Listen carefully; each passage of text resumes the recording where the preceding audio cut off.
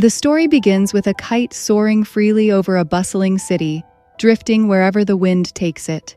In this city lives a bright and curious 8-year-old girl named So-won. Despite her young age, she is remarkably intelligent. Every day she walks to school with her best friend, Young-suk. One morning, So-won asks her mom to tie her hair as she gets ready for school. Her mom is very busy with her job and household chores. She does not have time to help So-won. Her dad notices this and decides to tie her hair instead. So-won gets ready to leave for school, but it starts raining outside. Her mom asks if she should drop her off at school. So-won knows how busy her mom is, so she says she will run and reach school in 3 minutes. Her mom tells her to take the main route because it is safer. So-won leaves for school, but her friends have already reached before her. While she is walking towards the school, a man watches her from a distance. In the next scene, the kite that was flying freely at the beginning of the story is now lying on the wet road. The man picks up the kite and approaches So-won. He compliments her umbrella, saying it is very beautiful, and asks if she would like to share it with him. So-won politely declines, saying she is late for school. She turns around and sees that the school is just a short distance away, but the heavy rain has left the area outside the school empty. In the next scene, chaos unfolds. So-won's umbrella is completely broken. Her bag, shoes, and belongings are scattered in a deserted place. She is there too, injured and trembling. Summoning her last bit of strength, she uses her phone to call for help. Moments later, an ambulance arrives and rushes her to the hospital. When So-won's mother arrives at the hospital, she breaks down completely upon seeing her daughter's condition. So-won's body is covered in wounds, a testament to the brutality she endured. The man had not only assaulted her but had beaten her to the brink of death, yet by some miracle, So-won is still alive. The doctors inform her parents that surgery is necessary to save her life. After the operation, they explain the extent of the damage. To keep So-won alive, they had to remove large portions of her intestines and anus, replacing them with an artificial anus. They also fitted her with an ostomy bag, which would now manage her waist. The doctors deliver the heartbreaking news that So-won will have to live with this condition for the rest of her life. The weight of the tragedy bears down on her parents, leaving them to grapple with their grief and the long road ahead. When So-won finally regains consciousness, her father rushes to her side. She looks at him and asks if he didn't go to work today. Hearing her question, he is filled with guilt, feeling that he failed to be there for her. So-won, with a weak voice, asks him to catch the man who hurt her, telling him that the man wore pants with many pockets. So-won's dad tells her to rest, but she insists that she is feeling very sleepy. She worries that if she falls asleep, she will forget everything that happened. Deep down, So-won desperately wants the man to be caught, no matter what. Though she is only 8 years old, her wisdom far surpasses her age. A few moments later, she drifts off to sleep. Her father, fighting his own emotions, struggles to hold himself together as he quietly steps out of her room. Outside So-won's cabin, her parents are informed that the police have identified the man responsible for their daughter's suffering. So-won's father rushes to the police station, eager to take action. However, the police officer tells him that they lack the necessary evidence to arrest the man and need So-won's statement to proceed. When So-won's father shares this with his wife, she becomes furious. She doesn't want their daughter to relive the trauma by recalling the horrific event, and a heated argument ensues between them. It is clear that both of them are emotionally shattered, struggling to cope with the horror their daughter has faced. In the midst of their turmoil, a police officer approaches So-won's father and suggests that he go home to gather all of So-won's toys and bring them to the hospital. So-won's father is taken aback by this request. The officer explains that a female psychiatrist assigned to So-won has asked for it. Confused but willing to do whatever it takes, So-won's father goes home. There, he finds So-won's favorite toy, Kokomong, and carefully takes it with him to the hospital, hoping it will help his daughter in some way. At the hospital, a psychiatrist arrives to begin So-won's treatment. The female psychiatrist starts by playing with So-won, trying to build a bond of trust with her. She gives So-won her favorite toy, which brings a small smile to the girl's face. Gradually, So-won's behavior begins to return to normal. Once So-won feels more comfortable, The psychiatrist gently starts asking her questions. The entire session is recorded by the police officers present.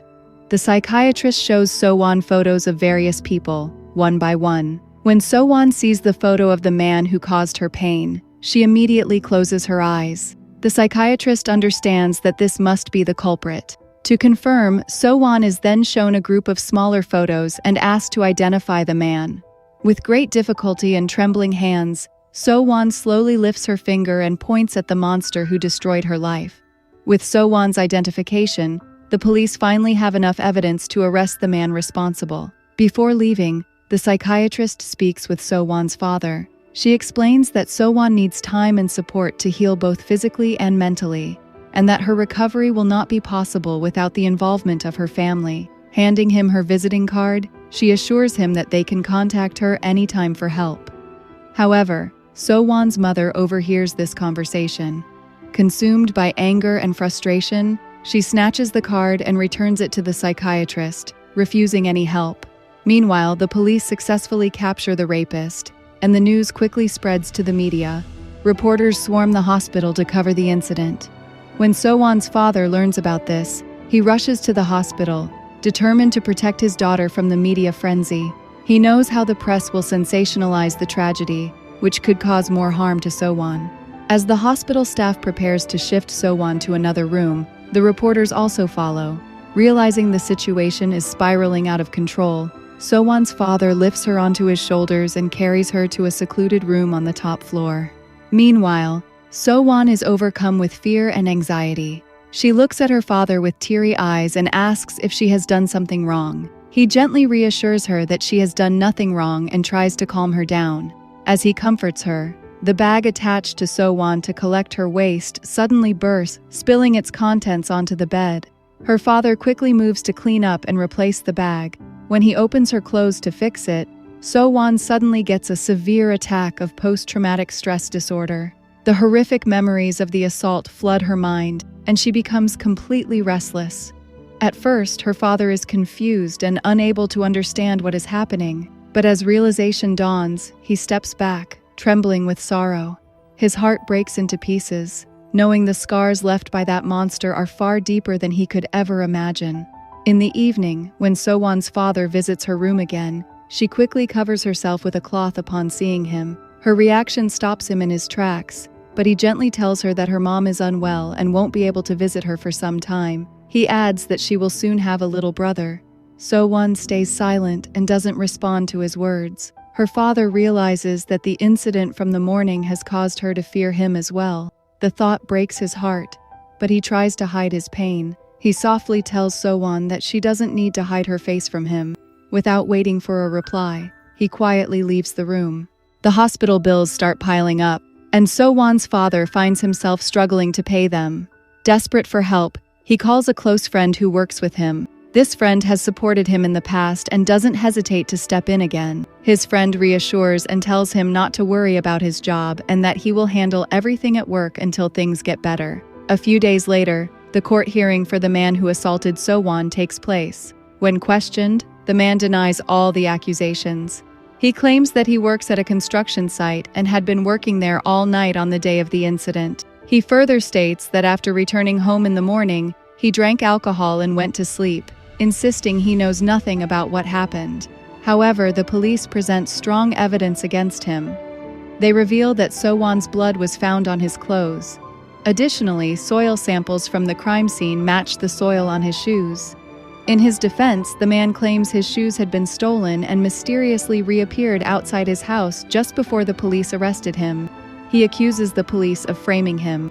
Among those in the courtroom is So-won's father's friend, who becomes enraged by the man's lies. Unable to control his anger, he removes his own shoe, throws it at the man, and yells, "You should be ashamed to call yourself human!"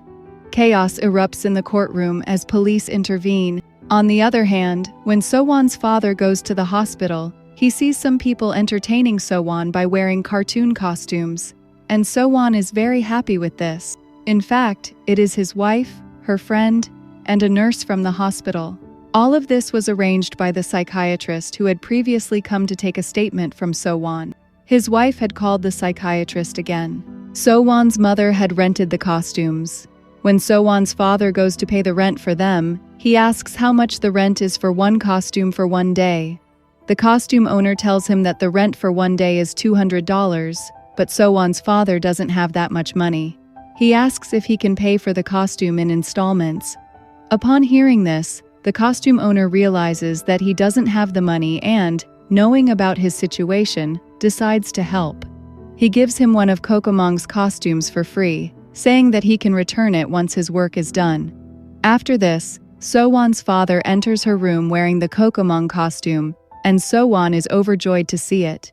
She immediately hugs Kokomong, her face lighting up with happiness. The next morning, the lady psychiatrist spends time talking with So-won. During their conversation, she gently tells So-won that her summer vacation is coming to an end, and the first day of school is near. She asks So-won if she wants to go back to school. So-won immediately refuses. She feels that all her friends must know about what happened to her, and the thought of facing them fills her with embarrassment. When the psychiatrist asks how she is feeling in the hospital, So-won opens up. She tells her that she feels guilty because her parents aren't able to go to work.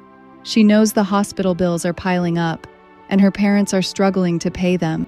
She doesn't want her parents to suffer because of her. So-won admits that she misses school a lot, but fears she may never be able to return. 2 days later, So-won is discharged from the hospital. Her mother and father arrive to pick her up, but So-won still avoids looking at her father. As they drive away in the car, So-won's father puts a curtain between them to make her feel less scared. As they drive past the location where the incident occurred, So-won's health begins to deteriorate again. Sensing her distress, So-won's father immediately speeds up the car, quickly driving past the spot to avoid triggering her further. When they reach home, So-won gets out of the car and immediately starts vomiting. But So-won and her mom then notice something that brightens the moment. On the wall of their shop, there are a lot of sweet, encouraging notes left by So-won's friends. Seeing these heartfelt messages, So-won's face lights up with happiness. The next morning, So-won's best friend, Young-suk, comes to see So-won's dad. Overcome with guilt, he tearfully says that if he had gone to school with So-won that day, this terrible incident wouldn't have happened. He begins to cry uncontrollably. So-won's father gently consoles him, reassuring him that it was not his fault and that he shouldn't carry the burden of blame. So-won's friends send her a lot of greeting cards, which helps boost her confidence to return to school. The next morning, she goes to school with her aunt. However, So-won starts feeling uneasy due to her ostomy bag. She worries about what to say if her friends ask her about it since she doesn't have an answer. Moreover, she notices her friends looking at her strangely, making her feel even more uncomfortable. But just as she begins to feel overwhelmed, her dad appears, wearing the Kokomong costume. His presence lifts her spirits and gives her the confidence she needs. As the days pass, So-won's dad continues to follow her to school, always dressed in the Kokomong costume to make her feel less lonely. He also speaks to the school principal, requesting that So-won be kept a little away from the male teachers to ensure her comfort. To further ease So-won's anxiety, her dad buys her a waste bag and fills it with chocolates. This way, when her friends ask about her bag, she can confidently tell them that it's filled with treats. So-won's dad goes to great lengths to make sure she never feels embarrassed or out of place. The next day, when So-won is heading to school, her friends ask her what's in the bag around her waist. So-won confidently says that there are chocolates inside. She takes out some chocolates and shares them with her friends before continuing on her way to school with Young-suk. Throughout the journey, So-won's dad, still in the Kokomong costume, keeps her entertained and reassures her that her friend is with her. However, So-won soon realizes that her dad is inside the costume. She repeatedly tries to talk to Kokomong, but the costume doesn't respond. Curious, So-won takes Kokomong to her mom's shop and asks her if Kokomong is actually her dad inside the costume. So-won's mom removes the mask, revealing her dad, who is drenched in sweat from the heat inside the suit. Seeing her dad in this condition, So-won gently goes to him and wipes the sweat from his face. In that moment, the emotional distance between So-won and her dad finally begins to close, and they reconnect. In the next scene, a police officer calls So-won's father to meet him and informs him that the case against the rapist is weakening. The officer explains that the rapist has claimed to be physically or mentally unstable. He has filed a petition based on these claims. This means that So-won will now have to testify in court. So-won's father knows that this is not the right path for his daughter. With no other options, So-won's father goes to the jail to meet the rapist. The man tells So-won's father that he is innocent, claiming that only an animal would commit such a crime. However, in the next breath, he proposes a compromise. He says that although he has no money right now, he will pay So-won's father as much as he wants once he is released from jail. So-won's father realizes from his words that the man remembers everything and is lying about his memory. The rapist then begins threatening So-won's father, saying that he will soon be out of jail and might repeat his actions. So-won's father is consumed with anger at the rapist's words and, in a fit of rage, starts smashing the glass of the jail with a chair. In the next scene, we are shown the court where the rapist is presented once again. This time, So-won is also called to testify. She identifies the rapist and the court declares him guilty.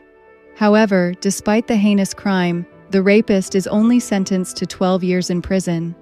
This decision infuriates everyone present in the courtroom, and So-won's father, in a fit of rage, moves forward to kill the rapist. But as he begins to approach the rapist, So-won steps forward and grabs her father, pleading with him to go home. Her father, overcome with emotion, stops and hugs his daughter tightly. A few months later, we see So-won's mother has delivered a baby, and So-won now has a brother. She is very happy to see him, and everything seems to be returning to normal. However, beneath the surface, the reality is different. So-won often leaves school before the class ends, as she still hasn't been able to forget the traumatic incident. Despite this, the arrival of her brother has given her a renewed sense of hope and a reason to live. This story highlights the deep pain experienced by some individuals, a pain that lingers with them for a lifetime.